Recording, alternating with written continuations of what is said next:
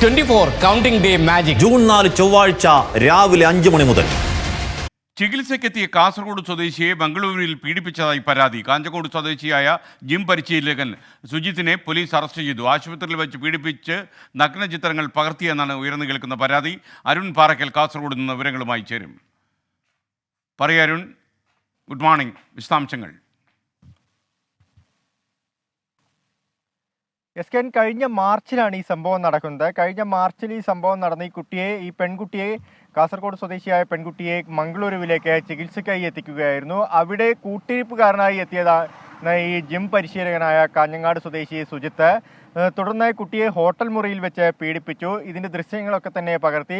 ആശുപത്രി മുറിയിൽ വെച്ചും ഈ കുട്ടിയെ പീഡിപ്പിച്ചു, ബലാത്സംഗം ചെയ്തു. അതിൻ്റെ ദൃശ്യങ്ങളും പകർത്തി. എന്നിട്ട് നിരന്തരമായി ഭീഷണിപ്പെടുത്തുന്ന ഒരു സാഹചര്യമായിരുന്നു. ഈ ഭീഷണി സഹിക്കാൻ വയ്യാതെ കുട്ടി ഒടുവിൽ ആത്മഹത്യക്ക് ശ്രമിച്ചു. ഇങ്ങനെ ആത്മഹത്യക്ക് ശ്രമിച്ച സമയത്താണ് ഇത് വീട്ടുകാരുൾപ്പെടെ അറിയുന്നത്.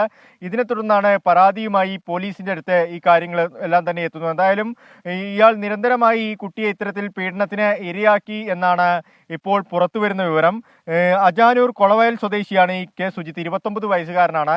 അയാൾ ഈ കുട്ടിക്കൊപ്പം ആശുപത്രിയിലേക്ക് എത്തിയതായിരുന്നു. ഈ കൂട്ടിരിപ്പുകാരനായി എത്തിയാണ് ഇത്തരത്തിലുള്ള ഒരു ക്രൂരകൃത്യം നടത്തിയതെന്നാണ് നമുക്ക് മനസ്സിലാക്കാൻ കഴിയുന്നത്. പുറത്തു വരുന്ന വിവരം അങ്ങനെയാണ്.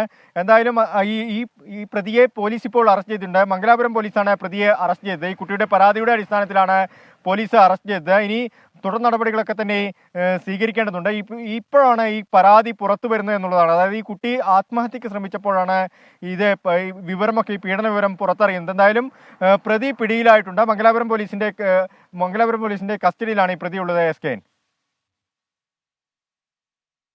Okay, thank you Arun Parakkal. വിധി ദിനത്തിൽ 24 മാജിക് ജൂൺ 4 ചൊവ്വാഴ്ച രാവിലെ 5 മണി മുതൽ 24-ൽ.